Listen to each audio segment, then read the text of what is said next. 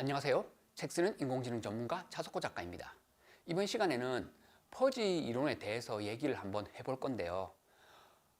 그러면 퍼지 이론이란 무엇인가에 대해서 한번 알아봐야 되는데요. 퍼지 이론은 인공신경망, 즉 딥러닝, 머신러닝과 함께 인공지능을 이루는 요소예요. 즉 퍼지라는 말이 뭐냐? 애매한 것을 처리한다는 것이에요. 여기서 그럼 애매한 게 어떤 게 있죠?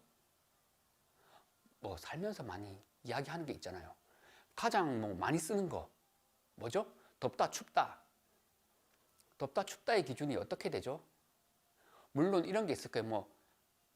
겨울에 0도 이하로 내려가면 춥다. 기온이 섭씨로 영하, 이때는 춥다. 그리고 30도 이상 넘어가면 덥다. 이렇게 얘기를 하잖아요. 그게 과연 어떤 기준이 있을까요? 사실 이거에 기준이 없어요. 왜냐하면 춥다 덥다는 개인마다 차이가 있어요. 느끼는 게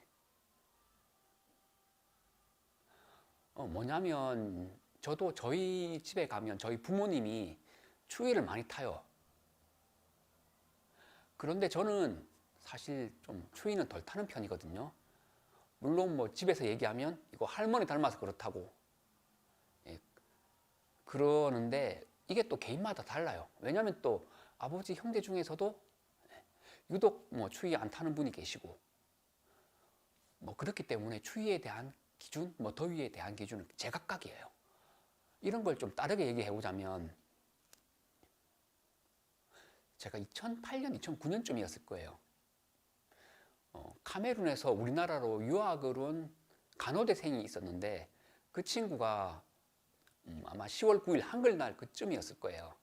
그때 두꺼운 파카에 캐나다 구스 정도는 아니었지만 그래 두꺼운 파카에 목도리를 칭칭 감고 오더라고요. 겨울 목도리를. 사실 그렇게 오는 걸 보고 저희는 많이 놀랐어요. 왜냐 그러면 추운 날씨도 아닌데 저렇게 오니까 놀랐어요. 그래서 한번 물어봤어요. 왜 그렇게 하고 왔느냐 그러니까 자기 나라 즉 카메룬에서는 이런 추위를 겪어보지를 못했다는 거예요. 그래서 너무 춥다 이렇게 해가지고 그렇게 온 거고요. 또 한 친구는 캐나다에 사는 친구가 한 명 있는데 캐나다 북부에 살아요. 안 그래도 캐나다가 추운 곳인데 북부면 더 춥잖아요. 그런 친구가 한국 기온 영하 한 5, 6도 이런 기온에도 사실 그 친구는 반바지에 반팔티, 슬리퍼, 맨발 이렇게 신고 돌아다니더라고요.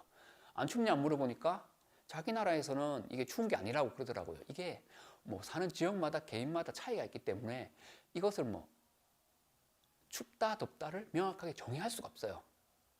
이 말은 어떤 뜻이죠?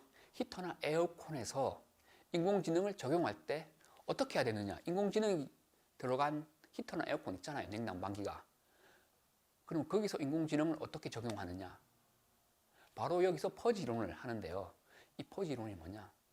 지금 한국에 나온 에어컨 있잖아요. 그러면 한국 사람의 평균 어떤 거죠?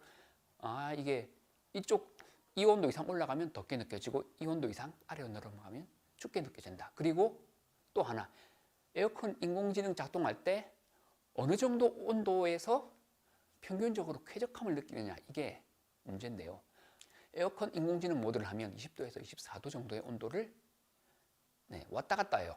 그 온도를 난방 때는 조금 더 낮게 설정을 할 수도 있겠지만 이렇게 하는 것이 결국 뭐냐? 즉 덥다 춥다를 정의할 수도 없고 예스나 노로 답을 할 수가 없기 때문에 이렇게 하는 것인데요. 즉 이것을 인공지능으로 구현하는 게 퍼지예요. 애매한 것을 어떻게 처리하느냐? 결국 평균값을 내 가지고 그 범위 안에서 그냥 왔다리 갔다리 해요. 이것이 인공지능 기술 중에 하나인 퍼지 이론인데요. 즉 퍼지 이론은 평균값을 나타내고 애매한 것을 처리한다.